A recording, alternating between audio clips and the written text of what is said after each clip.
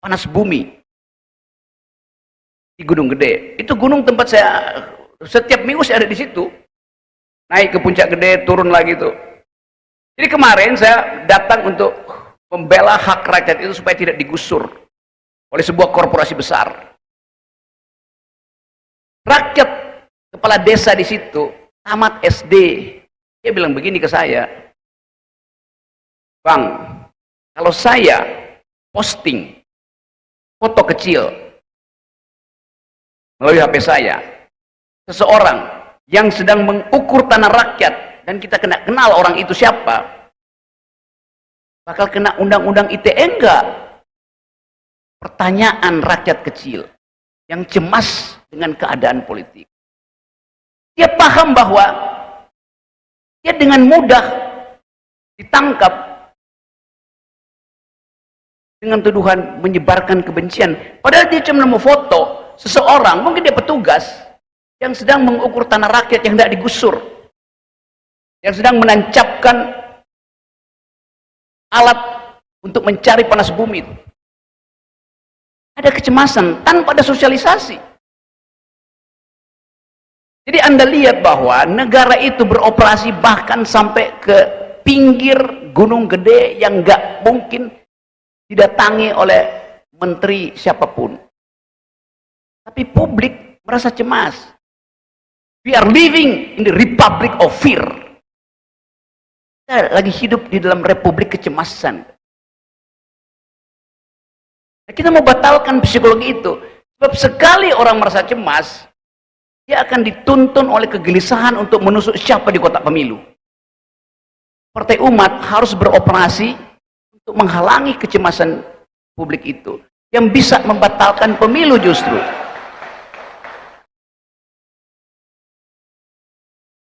Kalau kita lihat keadaan ekonomi sekarang, semua data yang diucapkan oleh presiden, oleh menteri-menteri itu omong kosong. Karena menyembunyikan hal yang mendasar, yaitu kekayaan yang dirampas. Coba kita lihat data kecil.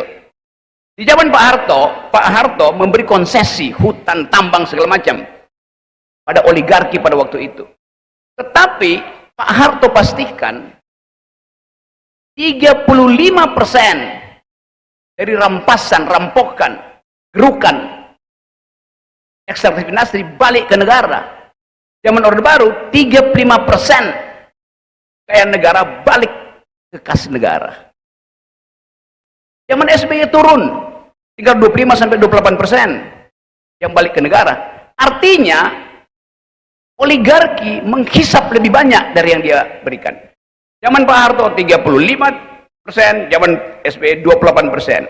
Zaman Pak Jokowi tinggal 8% yang balik. Apa nggak kurang ajar?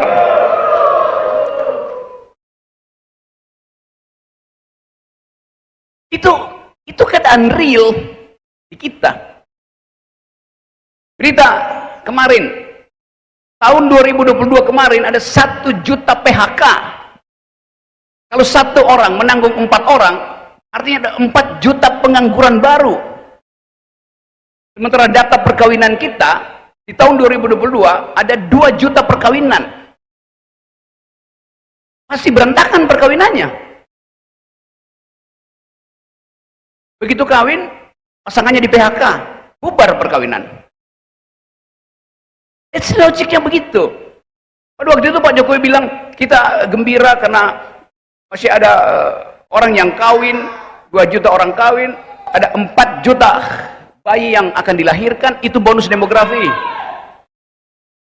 Di mana ada bonus demografi, orang melahirkan dalam kesulitan ekonomi, bayi itu pasti sengsara. Selamat datang Pak Gadot, langsung naik ke panggung. Ya.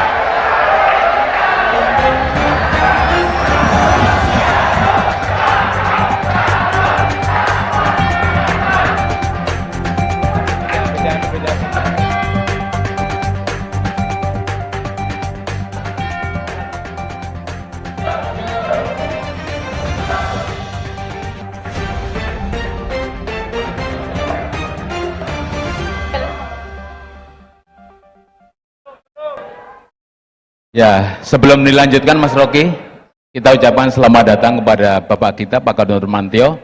Nanti akan mengisi sesi setelah ini. Lanjut. Oke.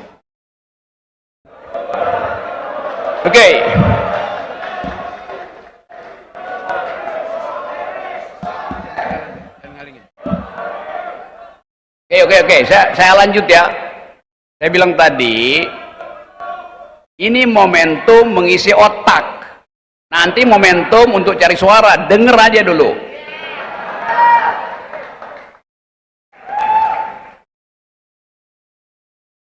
Saya terangkan tadi soal keadaan di dalam negeri dan kecemasan kita membayangkan masa depan. Kecemasan membayangkan masa depan.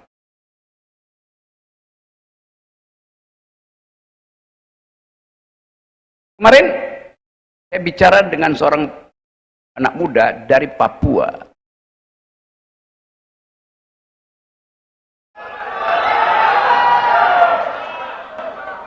Saya tahu kalian mengalami kesulitan kan? Yaitu kesulitan untuk merdeka.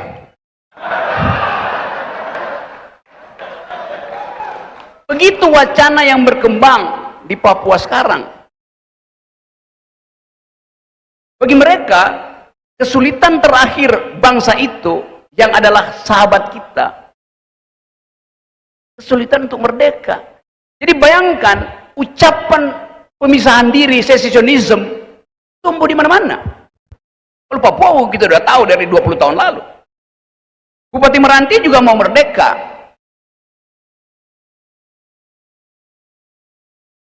Bupati Halmahera juga kasih sinyal begitu. Karena kesel, kata Pak Jokowi, Ternate Utara melebihi pertumbuhan ekonomi seluruh dunia, tumbuh 23%. Bupati itu bilang, ini orang bodoh apa yang ngomong begitu? Karena dia ngomong tentang agregat, padahal yang numbuh cuma 4 orang yang menguasai nikel batubara di situ.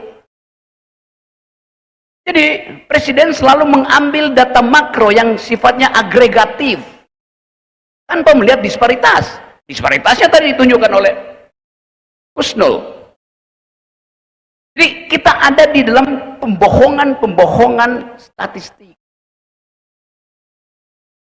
Itu yang terjadi di kita. Semua ini mau kita katakan supaya diberitakan pada rakyat bahwa penipuan negara terhadap rakyat sangat sistematis.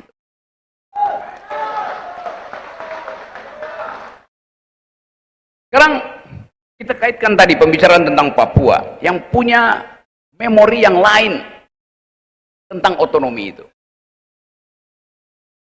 Kalau kita deteksi, ada diplomasi di Indo-Pasifik.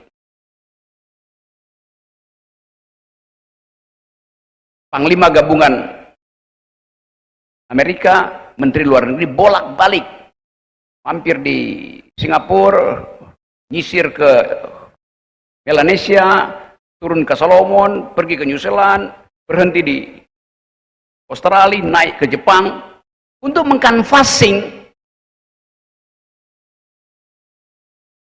siapa yang proksi Amerika, siapa yang proksi Cina. Jadi 2024 nanti ketegangan politik Indonesia akan tumbuh bersamaan dengan ketegangan politik di Indo-Pasifik yang jarang dibicarakan orang. Australia kemarin